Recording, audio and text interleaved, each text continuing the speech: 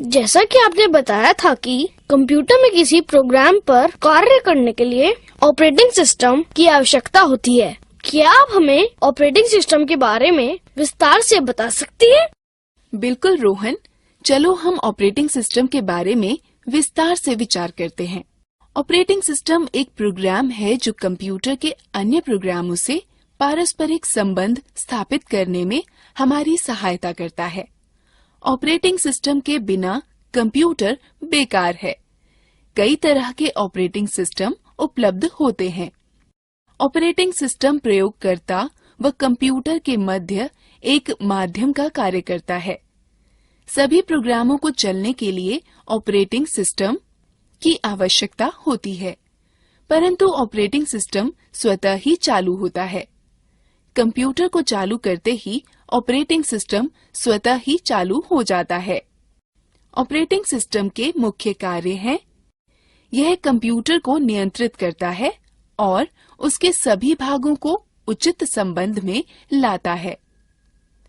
यह उपयोगकर्ता व कंप्यूटर के मध्य पारस्परिक संबंधों को सुगम करता है। यह इनपुट व आउटपुट यंत्रों को नियंत्रित करता है। यह कंप्यूटर प्रोग्राम के निष्पादन को नियंत्रित करता है। यह कंप्यूटर की मुख्य मेमोरी के प्रयोग को व्यवस्थित रखता है।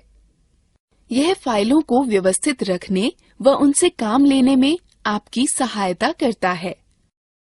ऑपरेटिंग सिस्टम को दो भागों में वर्गीकृत किया जा सकता है: character user interface (CUI), graphical user interface (GUI).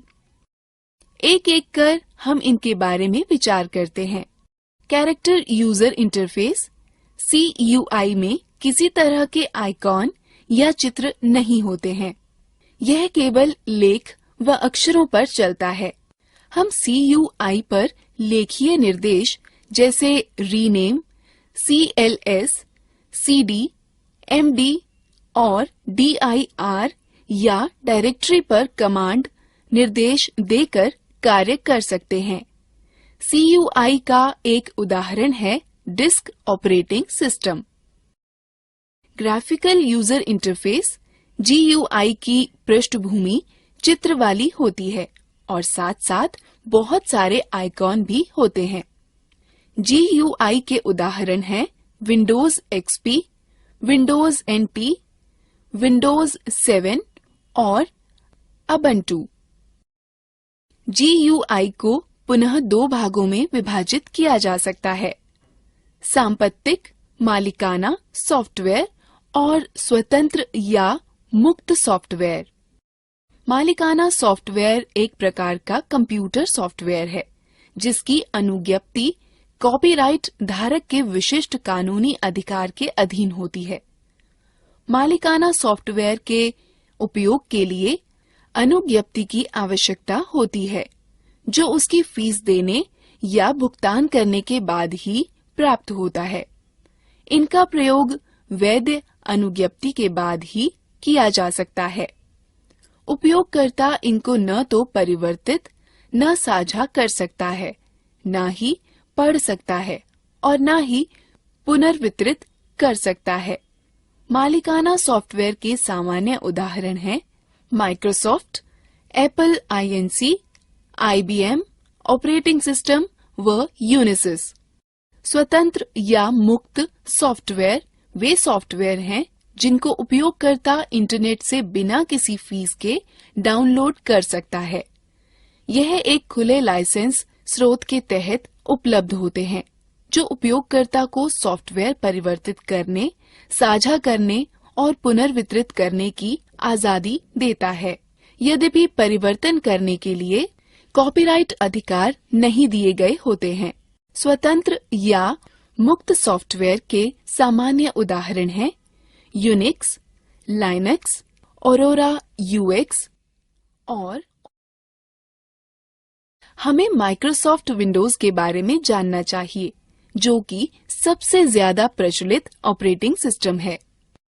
अरे हाँ, मैंने माइक्रोसॉफ्ट विंडोज के बारे में बहुत सुना है। माइक्रोसॉफ्ट विंडोज माइक्रोसॉफ्ट द्वारा विकसित किए गए एवं बेचे गए ग्राफिकल इंटरफेस ऑपरेटिंग सिस्टम की श्रृंखला है। अधिकतर जिन कंप्यूटरों का हम प्रयोग करते हैं उनमें माइक्रोसॉफ्ट विंडोज का ऑपरेटिंग सिस्टम पूर्व स्थापित होता है।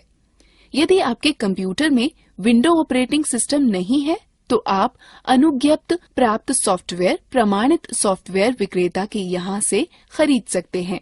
इसके अतिरिक्त इस सॉफ्टवेयर को माइक्रोसॉफ्ट की वेबसाइट से ऑनलाइन भी खरीदा जा सकता है। GUI इंटरफेस प्रोग्राम प्रयोग करने व उनको संगठित करने में आपकी सहायता करता है। विंडोज WYSIWYG प्रकार के इंटरफेस होते हैं, जिसका अर्थ है कि जो आप देखते हैं वही आप प्राप्त करते हैं।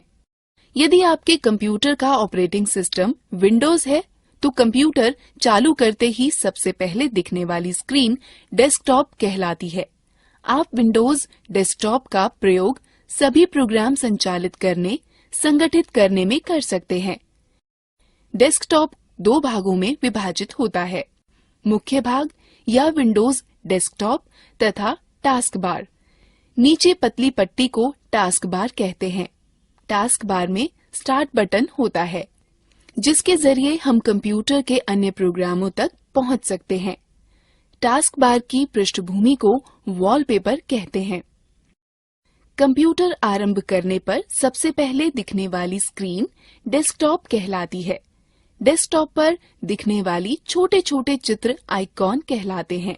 यह आइकॉन फाइल, प्रोग्राम और फोल्डर के शॉर्टकट छोटे रास्ते हैं, जिनके जरिए इनमें आसानी से व जल्दी से पहुंचा जा सकता है। स्क्रीन के सबसे नीचे क्षितिज के समानांतर पट्टी को टास्क बार कहते हैं। टास्क बार पर एक और स्टार्ट बटन और दूसरी तरफ कई छोटे छोटे आइकॉन व शॉर्टकट होते हैं। कंप्यूटर पर चल रहे सभी उपयोजन व प्रोग्राम टास्क बार पर आइकॉन के रूप में दिखते हैं। कंप्यूटर पर चल रहे सभी एप्लीकेशन व प्रोग्राम इन्हीं आइकॉन के द्वारा एक्सेस उपयोग किए जा सकते हैं। टास्क बार कंप्यूटर पर चल रहे विभिन्न प्रोग्रामों में एक से दूसरे पर जाने का रास्ता उपलब्ध कराता है। यदि बहुत सारे एप्लीकेशन प्रोग्राम चल रहे हों और टास्क बार पर सभी आइकॉनों के लिए स्थान कम हो तो एक तरह के आइकॉन एक समूह में आ जाते हैं। स्टार्ट बटन के द्वारा आप अन्य प्रोग्रामों व सिस्टम की अन्य उपयोगिताओं का प्रयोग कर सकते हैं। स्टार्ट मेन्यू में मौजूद कंट्रोल पैनल का उपयोग कंप्यूटर में विभिन्न हार्डवेयर और सॉफ्टवेयर के विन्यासों या सेटिंग को बदलने के लिए किया जाता है। स्टार्ट मेन्यू के हेल्प और सपोर्ट मेन्यू का उपयोग विंडोज पर कार्य के दौरान आवश्यकता पड़ने पर सहायता प्राप्त करने के लिए किया जाता है। स्टार्ट मेन्यू की सहायता से आप मात्र एक क्लिक में कंप्यूटर को बंद कर सकते हैं, लॉग ऑफ या पुनः चालू कर सकते हैं। निम्न प्रक्रिया से आप अपने सिस्टम की तारीख व समय परिवर्तित कर सकते हैं। पहले टास्क बार पर दाईं ओर दिख रहे तारीख व समय पर क्लिक करें, तब एक घड़ी व कैलेंडर प्रकट होगा। टास्क बार पर तारीख व समय पर क्लिक करें, तब समय व तारीख परिवर्तन लिंक पर क्लिक करें। तत्पश्चात समय व तारीख परिवर्तन बटन पर क्लिक करें। समय व तारीख निर्धारित करें। समय व तारीख परिवर्तन को सुरक्षित करने के लिए हाँ पर क्लिक करें और समय व तारीख डायलॉग कोष्ठ पर वापस आएं। परिवर्तन सुरक्षित करने के लिए हाँ पर क्लिक करें। समय व तारीख डायलॉग कोष्ठ को बंद। डेस्कटॉप दर्शाने वाली स्क्रीन का वह भाग है जिसे आप कंप्यूटर लॉग ऑन करने पर देखते हैं। आइकॉनों के पीछे दिखने वाले चित्र दृश्य को वॉलपेपर अथवा डेस्कटॉप की पृष्ठभूमि कहते हैं। जब आप अपने कंप्यूटर को कुछ समय के लिए निष्क्रिय छोड़ देते हैं तो एक चित्र अथवा लेख की चलचित्री प्रदर्शित होती है। इसे स्क्रीन सेवर कहते हैं। डेस्कटॉप की पृष्ठभूमि परिवर्तित करना। आप अपने कंप्यूटर के वॉलपेपर अथवा डेस्कटॉप की पृष्ठभूमि आइकॉनों को अपनी इच्छा के चित्र और दृश्य से बदल सकते हैं। पहला, डेस्कटॉप के खाली स्थान पर माउस का दायां राइट क्लिक बटन दबाएं। तत्पश्चात सूची के वैयक्तिक विकल्प पर क्लिक करें। तत्पश्चात डेस्कटॉप की पृष्ठभूमि लिंक पर क्लिक करें। तत्पश्चात चित्र का चयन करें और उसे डेस्कटॉप की पृष्ठभूमि की नियत करें। अंत में सेव या सुरक्षित बटन दबाकर परिवर्तनों को सुरक्षित करें। स्क्रीन सेवर नियत करना। यदि आप डेस्कटॉप की स्क्रीन सेवर परिवर्तित करना चाहते हैं तो यह प्रक्रिया अपनाएं। पहला, डेस्कटॉप के खाली स्थान पर उस माउस का दायां राइट क्लिक बटन दबाएं। तत्पश्चात सूची के वैयक्तिक विकल्प पर क्लिक करें। तत्पश्चात डेस्कटॉप की स्क्रीन सेवर लिंक पर क्लिक करें। तब स्क्रीन सेवर का ड्रॉप डाउन मेन्यू पर क्लिक कर सूची से स्क्रीन सेवर चुनें। तत्पश्चात स्क्रीन सेवर चालू करने के लिए वेट कॉम्बो बॉक्स से प्रतीक्षा समय के मिनट निर्धारित करें। तत्पश्चात प्रीव्यू बटन पर क्लिक कर स्क्रीन सेवर देखें। तब निर्धारित बटन पर क्लिक कर स्क्रीन सेवर को निर्धारित करें। अंत में सेव या सुरक्षित बटन दबाकर परिवर्तनों को सुरक्षित करें। अब रोहन यह याद रखें कि एक कंप्यूटर में ऑपरेटिंग सिस्टम व व्यक्तिगत कार्यक्रमों के लिए उपलब्ध किसी सूचना को फाइल कहते हैं। एक फाइल एक दस्तावेज, चित्र, संगीत या चलचित्र हो सकती है। ढेर सारी फाइलों को एक स्थान पर रखने के लिए आप एक फोल्डर बनाते हैं। आप कंप्यूटर की किसी भी ड्राइव में फाइल या फोल्डर बना सकते हैं। फाइल या फोल्डर बनाने के पश्चात आप उसका नाम बदल सकते हैं, उसकी प्रतिलिपि बना सकते हैं, उसे कहीं और पेस्ट कर सकते हैं और उसे आवश्यकतानुसार मिटा भी सकते हैं। हम किसी ड्राइव में एक नया फोल्डर कैसे बनाते हैं? आसान है, बस निम्न प्रक्रिया अपनाओ। पहले स्टार्ट बटन को दबाकर स्टार्ट मेन्यू को खोलें। तब कंप्यूटर विंडो या विंडोज एक्सप्लोरर प्रदर्शित करने के लिए कंप्यूटर पर क्लिक करें। तब डी ड्राइव में उपलब्ध सामग्री देखने के लिए क्लिक डी ड्राइव पर क्लिक करें। तब नया फोल्डर बनाने के लिए मेन्यू बार में नए फोल्डर पर क्लिक करें। नए फोल्डर को नाम दे सकते हैं और एंटर दबाएं। आप फोल्डर के अंदर भी फोल्डर बना सकते हैं, जिसे सब फोल्डर कहते हैं। एक फोल्डर का चयन करें और उसे खोलें। उसमें खाली स्थान पर राइट क्लिक करें तो पॉप अप मेन्यू प्रकट होगा। उसमें सबसे पहले नया पर क्लिक करें और फिर फोल्डर चुनें। एक फोल्डर सृजित हो जाएगा। फाइल फोल्डर को खोलने के लिए निम्न का अनुसरण करें। पहले स्टार्ट बटन को दबा स्टार्ट मेन्यू को खोलें। तब कंप्यूटर विंडो या विंडोज एक्सप्लोरर प्रदर्शित करने के लिए कंप्यूटर पर क्लिक करें। तब डी ड्राइव में उपलब्ध सामग्री देखने के लिए डी ड्राइव पर क्लिक करें। तब जिस फोल्डर को आप खोलना चाहते हैं उस पर डबल क्लिक करें। उसे फोल्डर के अंदर जिस सब फोल्डर या फाइल को आप खोलना चाहते हैं पर डबल क्लिक करें। फाइल या फोल्डर को कैसे संरक्षित करें या नाम बदलें। जब आप डी ड्राइव में फोल्डर या सब फोल्डर या फाइल बनाते हैं तो स्वचालित रूप से न्यू फोल्डर या न्यू टेक्स्ट डॉक्यूमेंट के नाम से संरक्षित हो जाता है। फोल्डर या सब फोल्डर या फाइल का नाम बदलने के लिए उस पर राइट क्लिक करें। नए पॉपअप में नाम परिवर्तित करें, रीनेम चुनें। नया नाम लिखें और एंटर दबाएं। फोल्डर या सब फोल्डर या फाइल का नाम परिवर्तित हो जाएगा। विंडोज ऑपरेटिंग सिस्टम में कुछ सहायक सामग्री होती है जो अत्यंत उपयोगी होती हैं। हम इन उपयोगी सामग्रियों में से कुछ के विषय में सीखते हैं। इन उपयोगी सामग्रियों को देखने के लिए निम्न निर्देशों का पालन करें। पहले स्टार्ट बटन को दबाकर स्टार्ट मेन्यू को खोलें। तत्पश्चात माउस से ऑल प्रोग्राम पर चिन्हित करें। उसके बाद एक्सेसरीज पर क्लिक करें। यहाँ पर विभिन्न एक्सेसरीज की सूची होती है। संबंधित एक्सेसरीज पर क्लिक करें। पेंट का प्रयोग चित्रों को बनाने, परिवर्तित करने एवं फोटो देखने के लिए होता है। आप पेंट का प्रयोग रिक्त पेंट क्षेत्र में चित्रकारी करने अथवा मौजूदा चित्र में चित्रकारी करने में कर सकते हैं। आप चित्र की प्रति लेकर किसी अन्य प्रलेख पर चिपका या पेस्ट कर सकते हैं। हम पेंट का प्रयोग किस प्रकार करें? पेंट का उपयोग करने के लिए सर्वप्रथम स्टार्ट बटन को दबा स्टार्ट मेन्यू को खोलें। तत्पश्चात माउस से ऑल प्रोग्राम पर चिन्हित करें। उसके बाद एक्सेसरीज पर क्लिक करें। यहाँ पर विभिन्न एक्सेसरीज की सूची होती है। एक्सेसरीज पर क्लिक करें और पेंट को चुनाव करें। तब पेंट विंडो दिखने लगेगा। आप देखेंगे कि पेंट विंडो 4 भागों में विभाजित है। Paint button, quick access toolbar, drawing area एवं रिबन। पेंट बटन के साथ आप कई तरह के कार्य कर सकते हैं। पेंट बटन के विभिन्न विकल्प हैं। खोलें, ओपन, नया, न्यू, संरक्षित करें, सेव और छापें, प्रिंट। क्विक एक्सेस टूलबार अक्सर प्रयोग में लाए जाने वाले उपकरण जैसे सेव, रीडू और अंडू तुरंत उपलब्ध कराने में आपकी सहायता करता है। रिबन में 2 टैब होती हैं, होम और व्यू। होम टैब उन उपकरणों को उपलब्ध कराता है जो चित्र बनाने अथवा उसे सुधारने में प्रयुक्त होते हैं।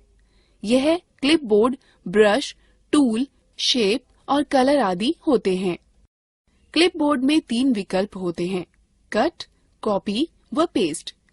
जिन विकल्पों का प्रयोग कर आप पेंट पर चुनी गई वस्तु को काट सकते हैं, प्रतिलिपि या प्रतिबिंब बना सकते हैं अथवा चिपका सकते हैं।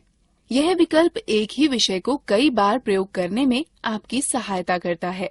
प्रतिबिंब का चुनाव आपको उन विषयों को चुनने व संपादित करने में सहायता करता है जिनको आप चयनित करना चाहते हैं, काट छांट करना चाहते हैं, आकृति में परिवर्तन करना चाहते हैं अथवा घुमाना चाहते हैं।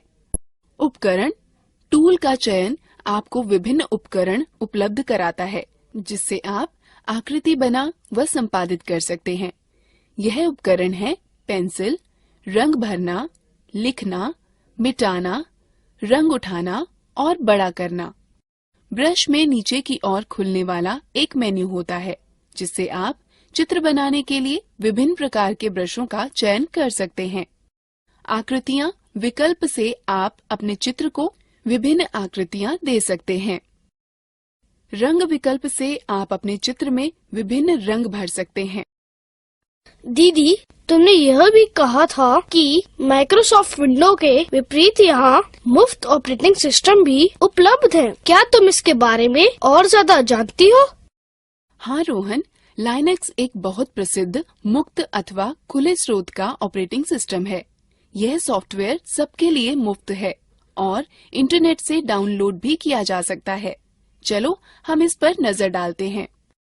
लाइनक्स यूनिक्स ऑपरेटिंग सिस्टम एक बहुत ही जाना माना वर्जन है जो लाइनस टोरवाल्ड्स द्वारा विकसित किया गया है। लाइनक्स माइक्रोसॉफ्ट विंडो जैसे दूसरे ऑपरेटिंग सिस्टम की तरह होता है। लाइनक्स की सबसे खास बात यह है कि ये बहुत ही गतिशील है। उपयोगकर्ता इस सॉफ्टवेयर को विकसित करने, संशोधन करने अथवा प्रसारित करने के लिए स्वतंत्र हैं। लाइनक्स को 2 अलग तरीकों से प्राप्त किया जा सकता है, फ्री डाउनलोड अथवा वितरण का उपयोग कर। लाइनक्स दुनिया भर में करोड़ों उपयोगकर्ताओं द्वारा सफलतापूर्वक उपयोग किया जा रहा है। लाइनक्स के सभी आवश्यक भागों को इंटरनेट से बिल्कुल मुफ्त डाउनलोड किया जा सकता है। लाइनक्स उपयोग करने का एक वैकल्पिक रास्ता है जो विभिन्न कंपनियों द्वारा पेश किया जा रहा है और जिसमें विविध प्रकार के एप्लीकेशन व इंस्टॉल करने वाले प्रोग्राम जुड़े हैं जो लाइनक्स के अधिष्ठापन को आसान कर देते हैं। एक बहुत प्रसिद्ध लाइनक्स का वितरणकर्ता होता है जिसे अबंटू कहते हैं, जो कॉनिकल कंपनी द्वारा वितरित किया जाता है। अब हमें अबंटू के बारे में सीखना चाहिए। अबंटू एक स्वतंत्र मुक्त सॉफ्टवेयर प्लेटफॉर्म है जो स्मार्टफोन, टैबलेट और कंप्यूटर के द्वारा हर जगह चलाया जाता है। अबंटू में एक ग्राफिकल यूजर इंटरफेस या GUI होता है जो इसे विंडो अथवा एंड्रॉयड जैसे दूसरे प्रचलित ऑपरेटिंग की तरह बनाता है। अबंटू के वर्जन 12.10 डिफॉल्ट डेस्कटॉप वातावरण के रूप में यूनिटी का उपयोग करता है। यूनिटी डेस्कटॉप पृष्ठभूमि और 2 बार रखता है जिसे मेन्यू बार और लॉन्चर कहते हैं। मेन्यू बार डेस्कटॉप के शीर्ष पर स्थित क्षैतिज पट्टी है। लॉन्चर एक खड़ी पट्टी है जो मेन्यू बार के बाईं तरफ होती है। मेन्यू बार में सामान्य कार्य शामिल होते हैं जो उबुंटू 12.10 में उपयोग होते हैं। जो आइकन्स मेन्यू बार के दाहिने तरफ होते हैं उसे संकेतक क्षेत्र कहते हैं। कीबोर्ड सूचक आपके कीबोर्ड लेआउट चुनने और कीबोर्ड प्राथमिकताओं को बदलने की अनुमति देता है। संदेश सूचक में सभी सोशल एप्लीकेशन को शामिल किया जाता है जो तत्काल instant messenger client, email client, micro blogging application और दूसरे समान एप्लीकेशन को सम्मिलित रखता है।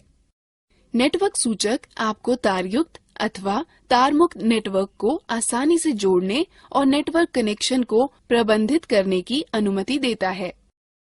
ध्वनि सूचक ध्वनि की मात्रा के रूप में अच्छी तरह से उपयोग अपने म्यूजिक प्लेयर और ध्वनि सेटिंग्स समायोजित करने के लिए एक आसान तरीका प्रदान करता है।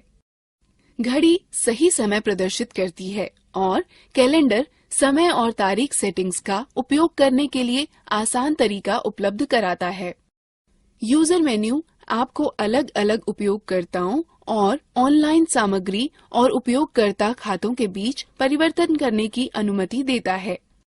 एक सत्र या सेशन सूचक सिस्टम सेटिंग का उपयोग करने, सॉफ्टवेयर अपडेट करने, प्रिंटर डिवाइस को लॉक करने के लिए सेशन विकल्प प्रदान करने, सेशन से लॉग आउट होने, कंप्यूटर को पुनः आरंभ करने या पूरी तरह से बंद करने के लिए आसान तरीका उपलब्ध कराता है।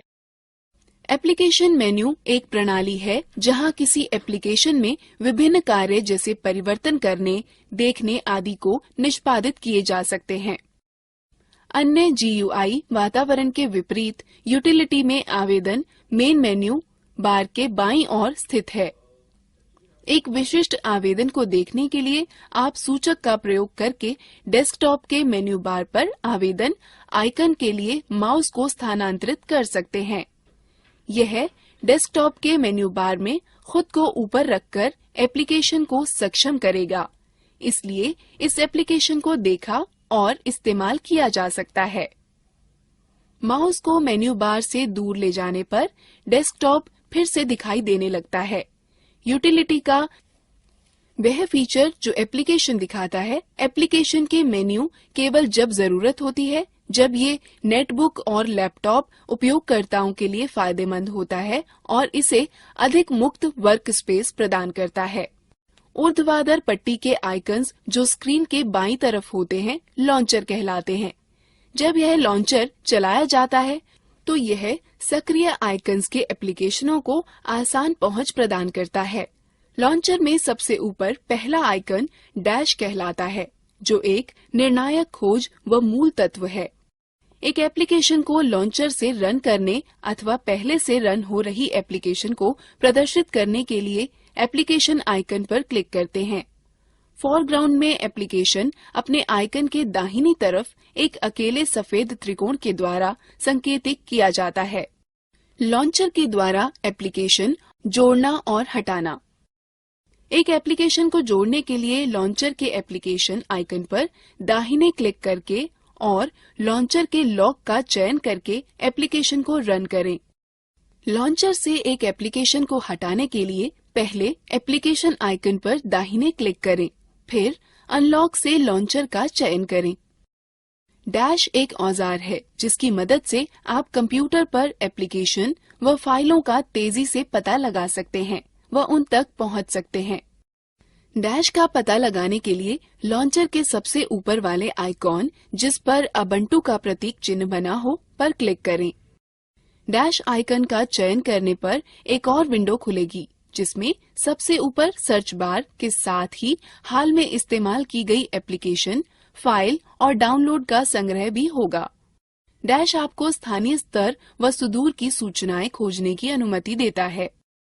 डैश की मुख्य विशेषताएं। डैश की दो मुख्य विशेषताएं हैं, फाइलें व फोल्डर ढूंढना और एप्लीकेशन को ढूंढना। वर्क स्पेस आपको एप्लीकेशन को एक समूह में करने की अनुमति है जो अव्यवस्था को कम करता है और डेस्कटॉप नेविगेशन में सुधार लाता है। मूलभूत रूप से उबुंटू में 4 वर्कस्पेस होते हैं। एक वर्कस्पेस से दूसरे वर्कस्पेस पर जाने के लिए लॉन्चर पर वर्कस्पेस स्विचर पर क्लिक करें। यह एप्लीकेशन आपको एक वर्कस्पेस से दूसरे वर्कस्पेस पर जाने की अनुमति देता है। विंडोज को बंद करना, अधिकतम करना, न्यूनतम करना व बहाल करना। न्यूनतम बटन विंडो को वर्तमान में दिखाई पड़ने वाली स्क्रीन से हटाकर उसे लॉन्चर में रखा देता है। अधिकतम बटन एप्लीकेशन को विंडोज की पूरी स्क्रीन पर फैला देता है। विंडोज को बंद करने के लिए विंडो के ऊपर बाएं कोने पर दिए हुए क्रॉस बटन पर क्लिक करें।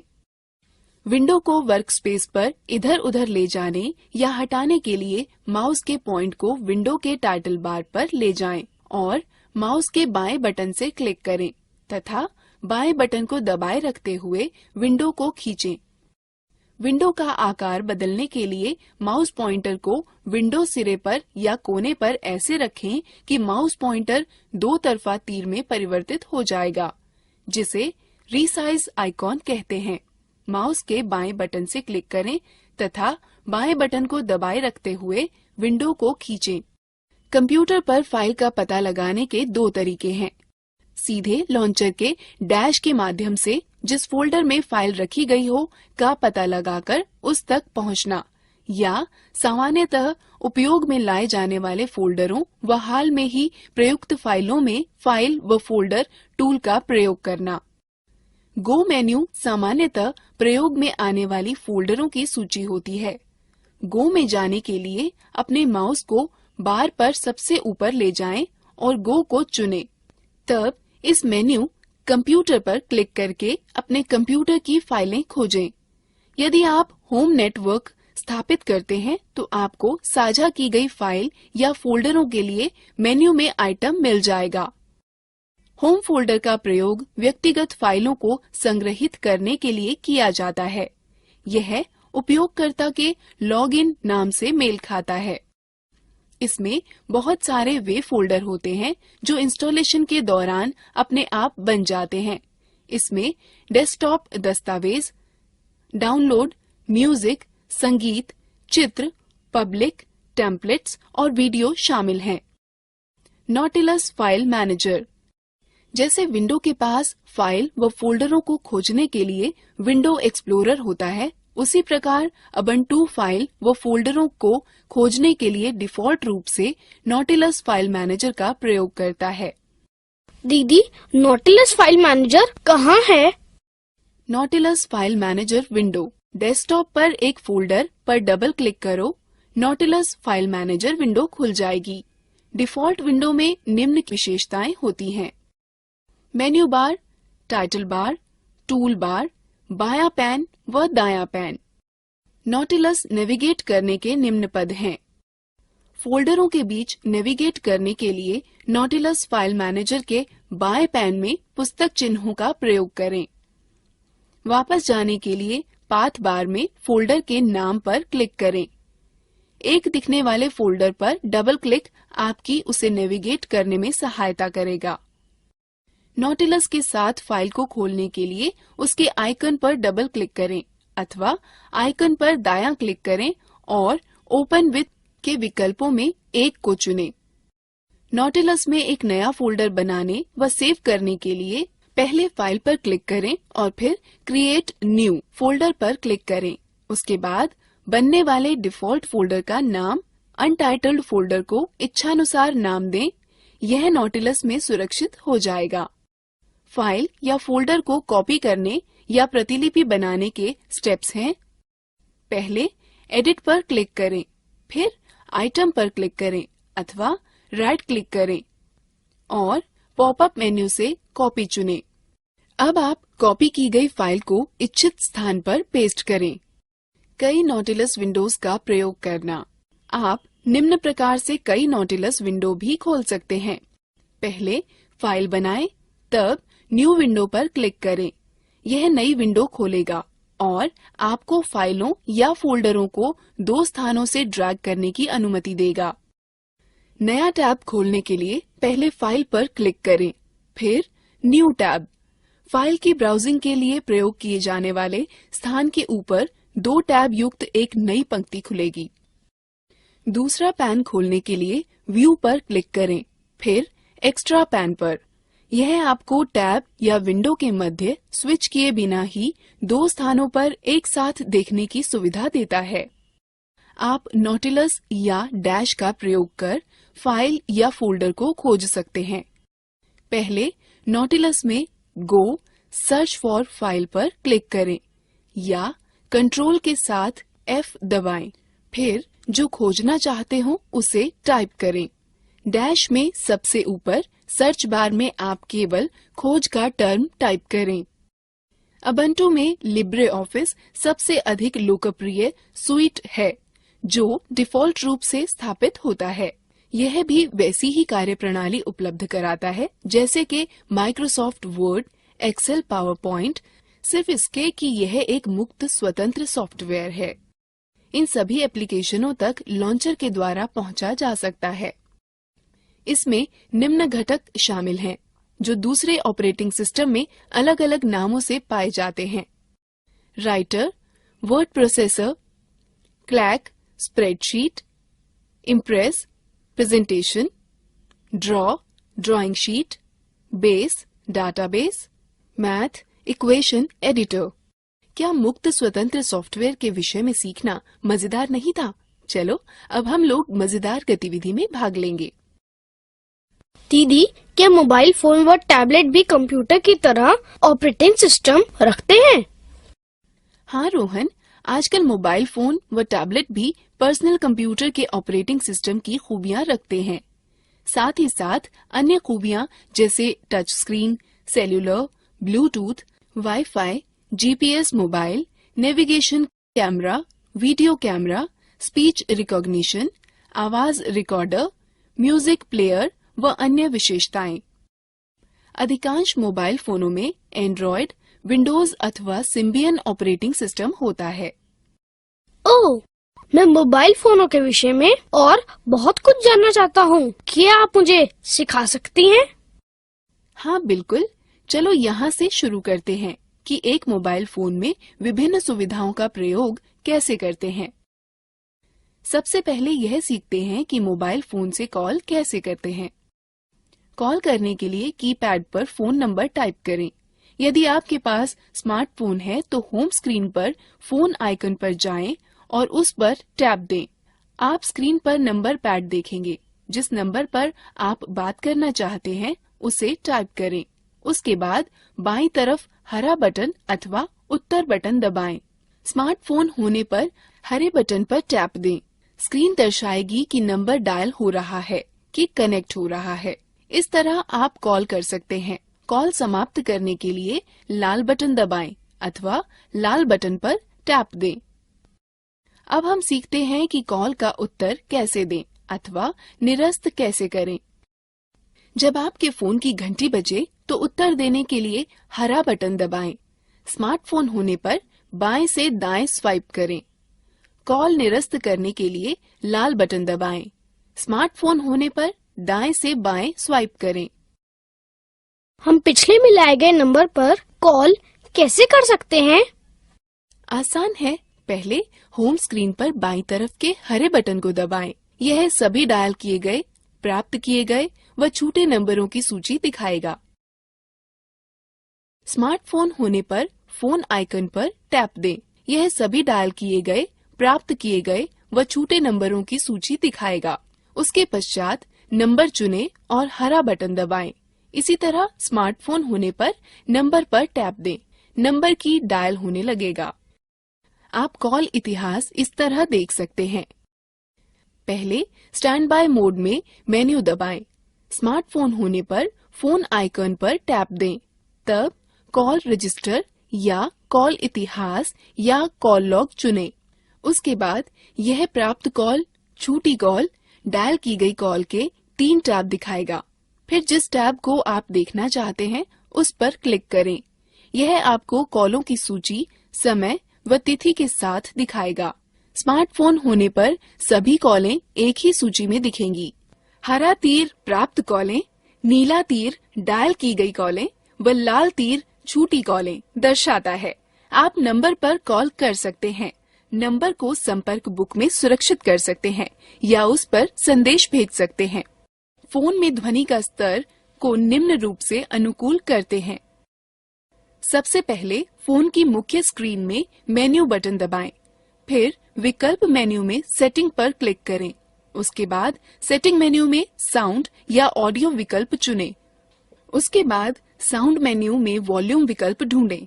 रिंगर या रिंगटोन में वॉल्यूम कंट्रोल पाए जाते हैं। अंत में स्पीकर विकल्प पर चुनें व कीपैड को ऊपर नीचे कर वॉल्यूम लेवल सेट करें। आपके स्मार्टफोन में आवाज नियंत्रित करने वाले बटन बाहर होते हैं। मात्र इधर उधर दबाकर आवाज की प्रबलता नियंत्रित की जाती है।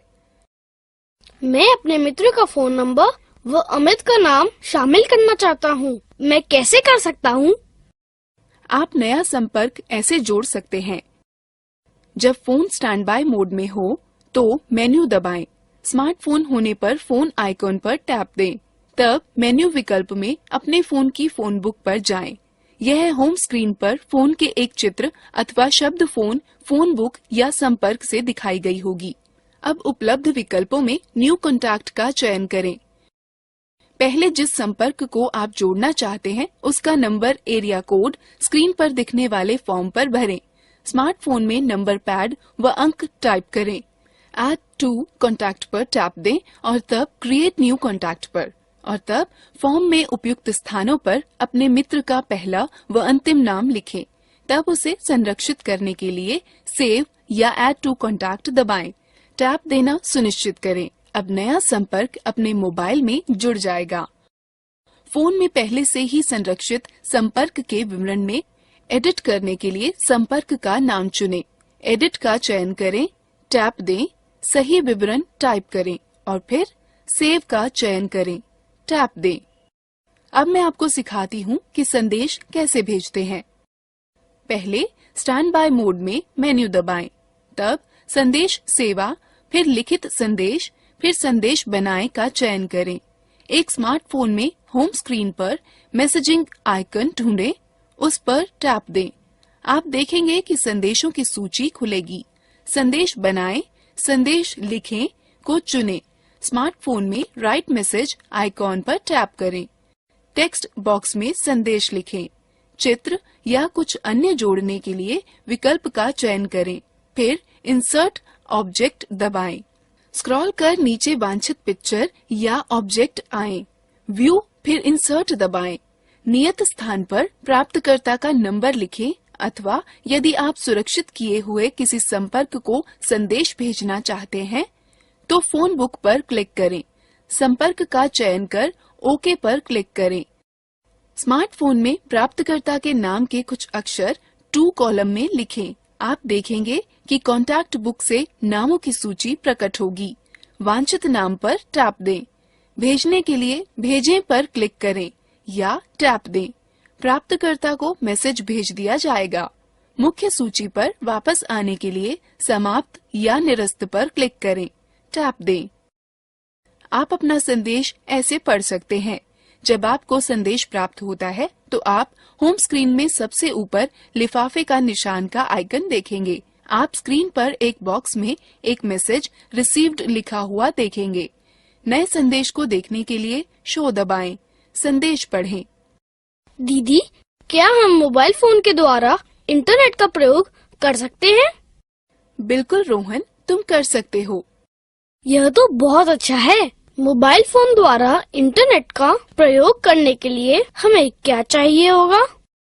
मोबाइल फोन द्वारा इंटरनेट का प्रयोग करने के लिए आपको चाहिए होगा एक मोबाइल फोन जो इंटरनेट एक्सेस या उपयोग को समर्थित करता हो, एक मोबाइल फोन सेवा जो डेटा संचरण का समर्थन करती हो, जैसे 2G, 3G और वाईफाई।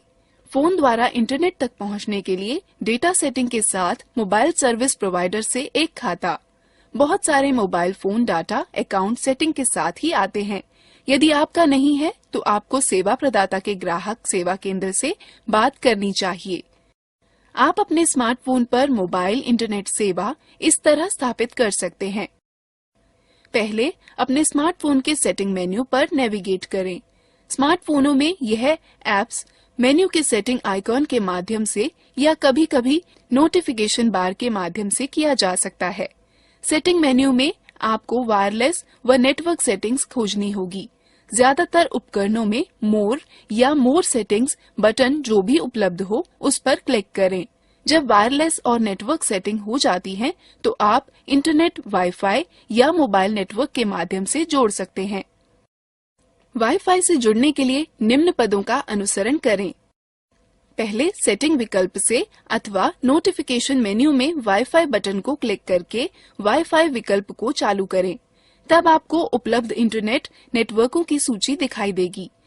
यदि आपने वाईफाई नेटवर्क पहले से ही सेव कर रखा है तो यह ऑटोमेटिक ही जुड़ जाएगा।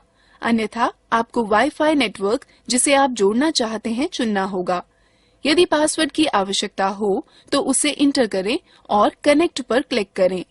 इंटरनेट का उपयोग करने के लिए इंटरनेट ब्राउजर का उपयोग करें। इंटरनेट के लिए मोबाइल नेटवर्क जोड़ना।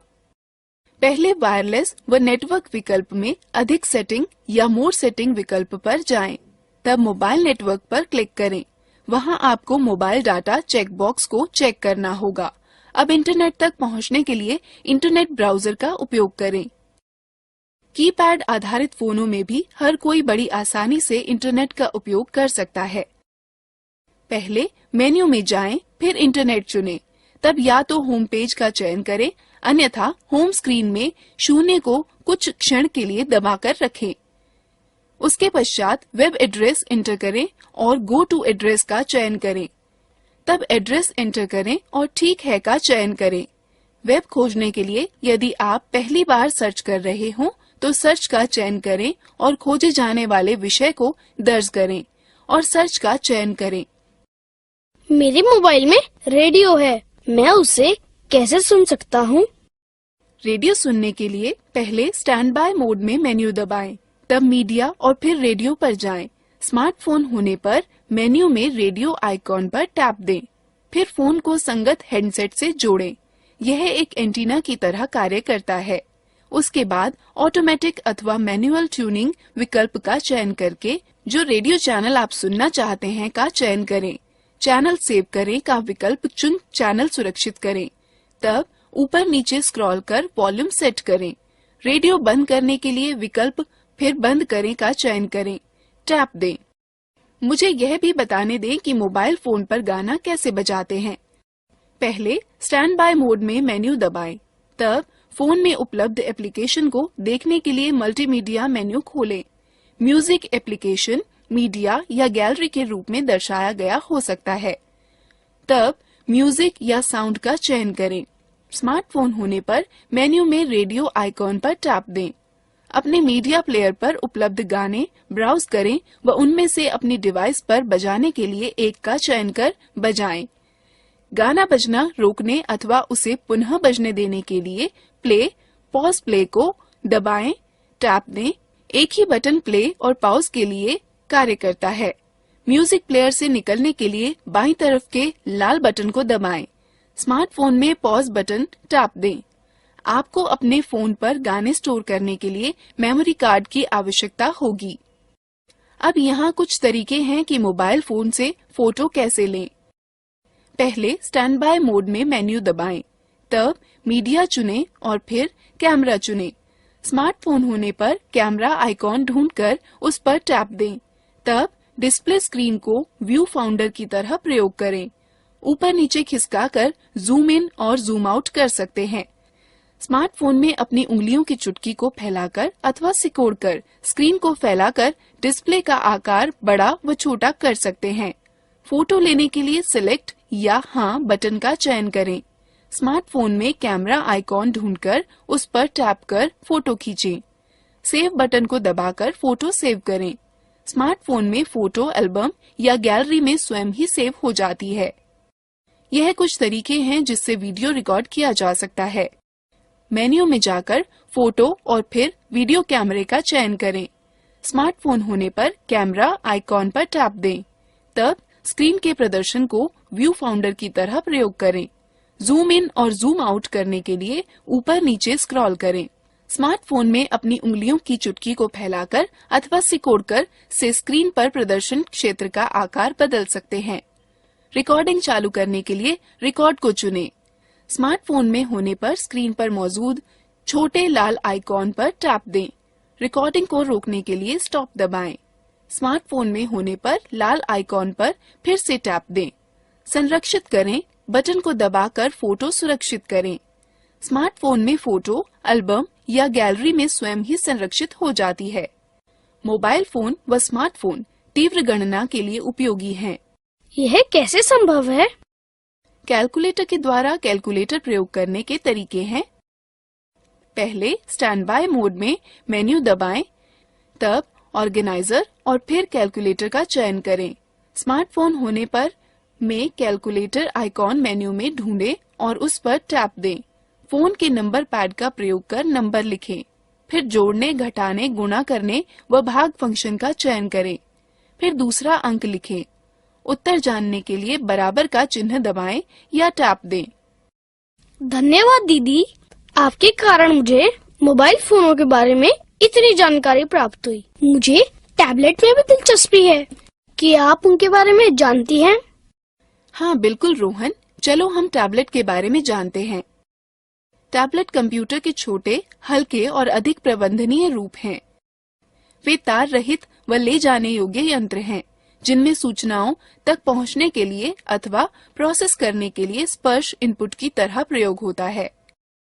टैबलेट में वह ऑपरेटिंग सिस्टम होते हैं जो ग्राफिकल यूजर इंटरफेस GUI उपलब्ध कराते हैं और एप्लीकेशनों को चला सकते हैं। टैबलेट के सुप्रसिद्ध ऑपरेटिंग सिस्टम हैं एंड्रॉयड, विंडोज व iOS। टैबलेट मुख्यतः दो भागों में बांटे जा सकते हैं, फोन सुविधा के साथ तथा कॉल सुविधा के बिना। टैबलेट जो कॉल सुविधा के साथ होता है, उसमें सिम कार्ड के लिए खांचा बना होता है। आपको कॉल करने के लिए, प्राप्त करने के लिए तथा संदेश भेजने व प्राप्त करने के लिए एक सिम कार्ड तथा किसी मोबाइल नेटवर्क का कनेक्शन की आवश्यकता होगी। टैबलेट जिसमें कॉल सुविधा नहीं होती है, उसमें सिम कार्ड के लिए स्लॉट नहीं होगा, लेकिन उसमें अन्य सभी विशेषताएं समान होती हैं। तब भी आप इंटरनेट के प्रयोग से कॉल करने में समर्थ होंगे। चलो अब हम टैबलेट की कुछ विशेषताओं के बारे में जानते हैं। अधिकतर टैबलेट निम्न उद्देश्यों के लिए प्रयोग होते हैं: कॉल करने के लिए, कॉल प्राप्त करने के लिए, संदेश भेजने व प्राप्त करने के लिए, गाने सुनने के लिए, फोटो खींचने व वीडियो बनाने के लिए, वीडियो देखने के लिए, ई पुस्तकें पढ़ने के लिए, इंटरनेट चलाने के लिए, ईमेल भेजने व प्राप्त करने के लिए, म्यूजिक, फोटो व वीडियो अन्य से साझा करने के लिए।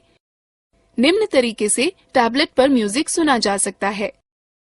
सर्वप्रथम एप्लीकेशन मेन्यू पर जाएं, तब म्यूजिक पर टैप देकर पार्श्व या बैकग्राउंड संगीत इंटरफेस को एंटर करें। अब आपको म्यूजिक फाइल सूची को हाल ही में एल्बम, कलाकार, गीत, प्लेलिस्ट या शैलियों में उचित विकल्प का चयन करके वर्गीकृत कर सकते हैं। फिर गानों को 1 सेकंड के लिए दबाएं, टैप दें, जिससे विकल्प मेन्यू प्रकट हो जाएगी। इसके बाद आप play, add to playlist, shop for artist, delete या सर्च विकल्पों में से किसी एक का चयन कर सकते हैं। तब प्ले पर टैप देकर पार्श्व संगीत इंटरफेस को एंटर करें और फिर बजाने के लिए गानों पर टैप दें। निम्न तरीके से टैबलेट में फोटो खींची जा सकती है। सर्वप्रथम एप्लीकेशन मेन्यू पर जाएं और कैमरा आइकॉन पर टैप देकर कैमरा इंटरफेस को एंटर करें। तब फोटो मोड चुनने, इच्छित फोटो मोड पर टैप दें। कैमरे को विषय की ओर केंद्रित करें। ऑटो फोकस को सक्रिय करने के लिए स्क्रीन पर किसी स्थान को छुएं और दबाए रखें। फोटो लेने के लिए उंगली उठाएं। टैबलेट से वीडियो रिकॉर्ड करने के लिए सर्वप्रथम एप्लीकेशन मेन्यू पर जाएं और कैमरा आइकॉन पर टैप देकर कैमरा इंटरफेस को एंटर करें।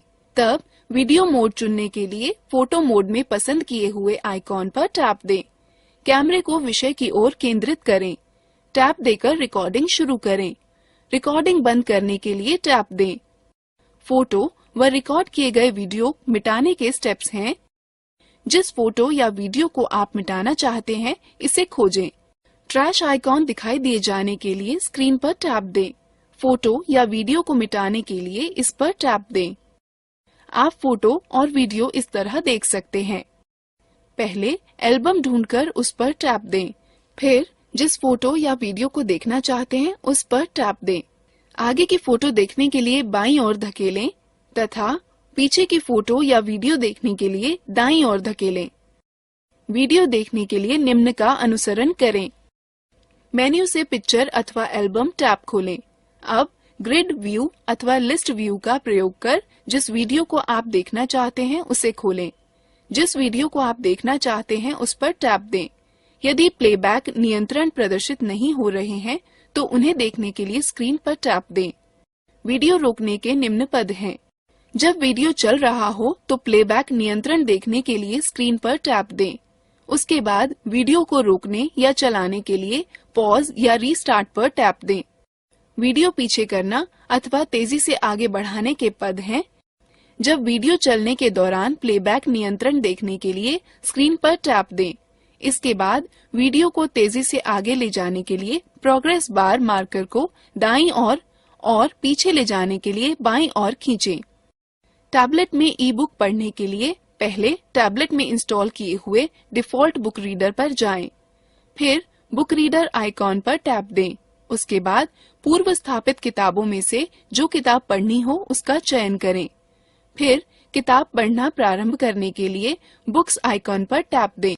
मैंने सुना है कि आप टैबलेट से ईमेल भेज व प्राप्त कर सकते हैं।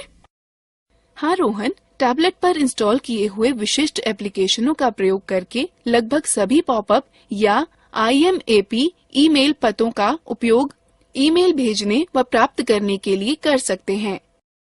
चलिए हम आपको टैबलेट में ईमेल लिखने के तरीकों के बारे में बताते हैं। मेन्यू में इंटरनेट ब्राउजर आइकॉन पर क्लिक करें, फिर ईमेल आइकॉन पर क्लिक करें। एक विंडो खुलेगी जिसके शीर्ष पर एक क्षैतिज बार होगा। जिस ईमेल सर्विस प्रदाता का उपयोग करना चाहते हो उसका URL एंटर करें। उदाहरण के लिए www.gmail.com।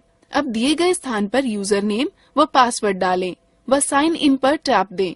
यहाँ इस पृष्ठ पर कंपोज या राइट न्यू पर टैप दें।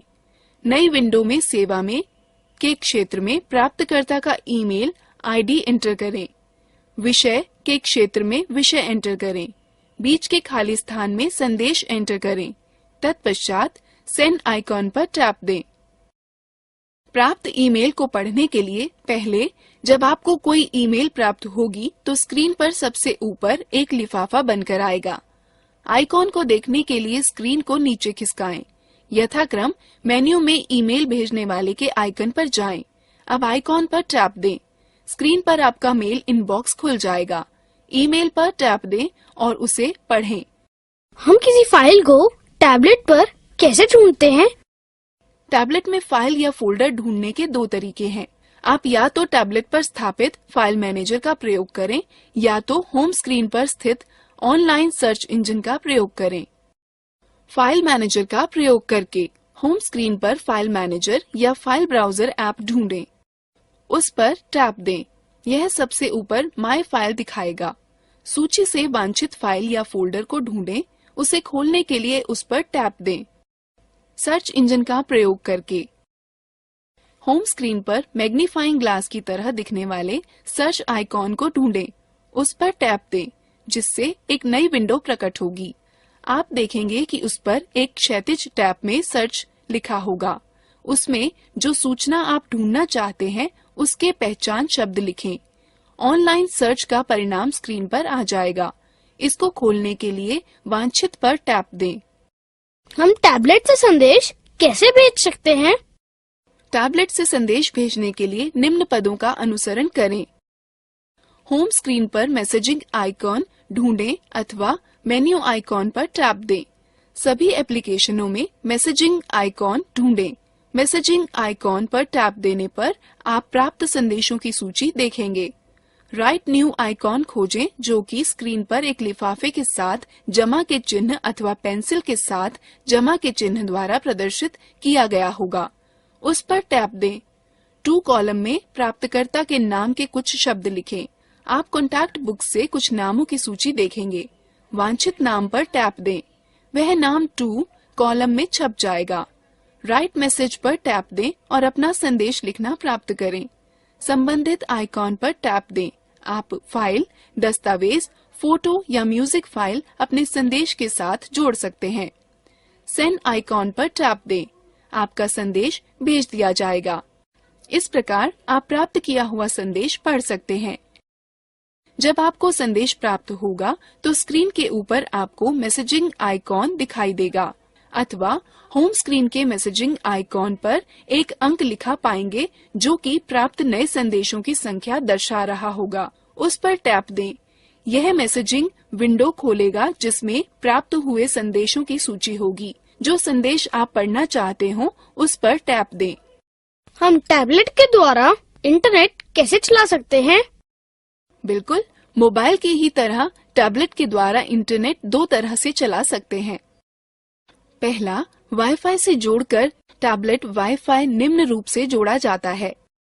पहला, आप अपने टैबलेट के सेटिंग मेन्यू में जाएं। वाईफाई का विन्यास या कॉन्फ़िगरेशन चित्र में दिया है। आपको उपलब्ध इंटरनेटवर्कों की सूची दिखाई देगी। आपको वाईफाई नेटवर्क चुनना होगा जिससे आप जुड़ना चाहते हैं। यदि पासवर्ड की आवश्यकता हो तो पासवर्ड डालें और कनेक्ट पर क्लिक करें। इंटरनेट ब्राउजर का प्रयोग कर इंटरनेट चलाएं। आप टैबलेट को मोबाइल नेटवर्क के द्वारा भी इंटरनेट से जोड़ सकते हैं। इसका तरीका यह है। पहले यह सुनिश्चित करें कि आपके टैबलेट में मोबाइल नेटवर्क वाला सिम कार्ड है। तब टैबलेट के द्वारा इंटरनेट से जोड़ें। आप नोटिफिकेशन बार को नीचे खींच सकते हैं और मोबाइल डाटा विकल्प का चयन कर सकते हैं, या आप वायरलेस नेटवर्क विकल्प में मोर सेटिंग्स में जा सकते हैं। तब मोबाइल नेटवर्क बटन पर क्लिक करें, जहां आपको मोबाइल डाटा चेक बॉक्स को चेक करना होगा। एक बार क्लिक किए जाने के पश्चात आपका टैबलेट मोबाइल नेटवर्क प्राप्त करना शुरू कर देगा। इंटरनेट चलाने के लिए इंटरनेट ब्राउजर का प्रयोग करें। दीदी, आपने कहा था कि कुछ टैबलेट फोन की तरह भी प्रयोग किए जा सकते हैं। हम यह कैसे कर सकते हैं? जब आपका टैबलेट बंद हो तो आपको उसके सिम कार्ड स्लॉट में वैध जीएसएम सिम कार्ड डालना होगा। चलो हम देखते हैं कि टैबलेट से फोन कॉल कैसे कर सकते हैं। होम स्क्रीन पर रिसीवर आइकॉन पर टैप दें। आप जो फोन करना चाहते हैं उसके नंबरों को दबाएं। रिसीवर आइकॉन पर टैप दें। उसके बाद जब वह जुड़ जाएगा तो आप बात कर सकते हैं। यदि आप संपर्क पुस्तिका अथवा संपर्क सूची से किसी को फोन करना चाहते हैं तो निम्न पदों का अनुसरण करें। पहले अपने टैबलेट की फोन बुक अथवा संपर्क सूची में जाएं। फिर उस नाम को खोजें जिससे आप बात करना चाहते हैं। उसके बाद जिसको संपर्क करना है उसके नाम पर टैप दें। फिर जिससे संपर्क करना है उसके नंबर पर टैप दें। फिर संपर्क जुड़ने पर बात करें। चलो मैं तुम्हें टैबलेट की अन्य विशेषताओं के बारे में बताऊं। सच में? रोहन, टैबलेट में कई भाषाएं संचित होती हैं। आप टैबलेट को जिस भाषा में चलाना चाहते हैं उस भाषा का चयन कर सकते हैं। चलो अब हम टैबलेट में भाषा नियत करना सीखें। पहले एप्लीकेशन मेन्यू में सेटिंग पर टैप दें और सूची में से भाषा व एंटर करें का चयन करें। फिर भाषा पर टैप दें और आप भाषाओं की सूची देखेंगे। उसके बाद वांछित भाषा पर टैप दें और वह भाषा तुरंत ही सेट हो जाएगी। यहीं पर आप कीबोर्ड की भी वह भाषा चुन सकते हैं जिसे आप इनपुट करते समय स्क्रीन पर देखना चाहते हैं। तिथि व समय नियत करने के लिए निम्न पदों का अनुसरण करें। एप्लीकेशन मेन्यू में सेटिंग पर टैप दें और सूची में से तिथि व समय का चयन करें।